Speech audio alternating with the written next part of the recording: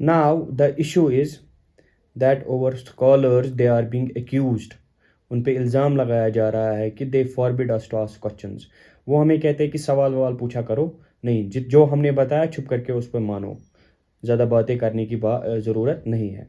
They make us incarcerated. یہ بات بالکل بھی بیس لیس ہے. اب رہا مسئلہ کہ یہ رول ہے کہ جب شریعت یعنی قرآن و حدیث سے کوئی بات ثابت ہو جائے، یا اب ہمارے علماء جب ہمیں سکھا رہے ہوتے ہیں دین، وہ دلیل دیتے ہیں، وہ صحابیوں کا قول عمل کہ ان لوگوں نے کس طرح دین پکڑا، ان لوگوں نے کس طرح عمل کی. اب جب وہ کسی بات کو ثابت کرتے ہیں دلیل کے ذریعے، دلیل دیتے ہیں، اس کے بعد ایک انسان کا سوال پوچھنا ہے کہ یہ تو مجھے سمجھ ہی نہیں آیا، یعنی انسان کی اپنی عقل لڑانا، لاجک لڑانا، کس کے خلاف؟ دلیل کے خلاف.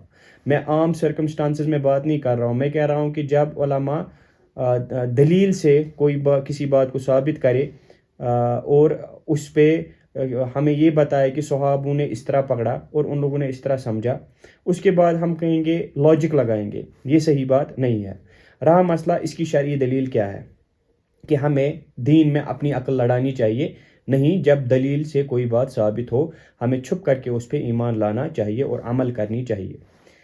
اس کی دلیل یہ ہے کہ ابو داود میں حدیث نمبر 162 علی رضی اللہ تعالیٰ عنہ فرماتے ہیں لو كان الدین بالرعی لكان اسفل الخف اولا بالمسح من اعلی.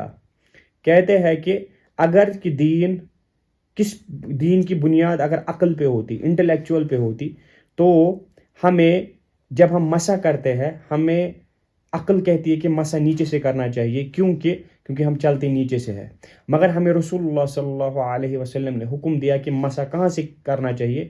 مسح اوپر سے کرنا چاہیے. دیٹ مین دین میں عقل.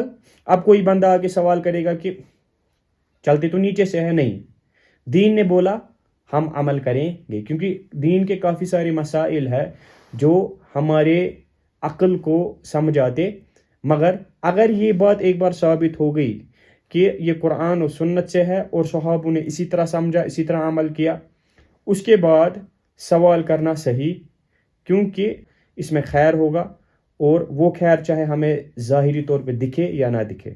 جو علماء ہیں ان کو ہماری انٹرسیشن کی، شفاعت کی ضرورت نہیں ہے. لوگوں نے کتنا بھی برا بلا کہے، انہوں نے اللہ تعالیٰ کے پاس اپنا مقام حاصل کیا ہے.